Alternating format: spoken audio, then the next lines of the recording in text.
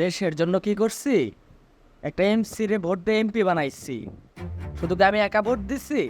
আমার মইরা যাওয়া দাদা এসব ভোট দিচ্ছে।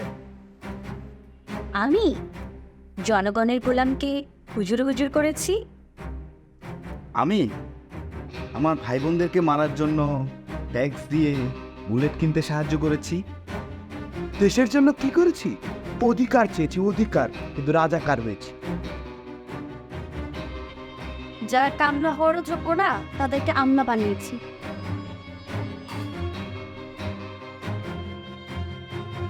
দেশ ও দশের নিরাপত্তার কথা ভেবে হাতের হোটেলে রাত কাটিয়েছি। দেশের মুখ উজ্জ্বল করতে বিদেশে যাওয়ার প্রস্তুতি নিচ্ছি, কারণ দেশের ভবিষ্যৎ তো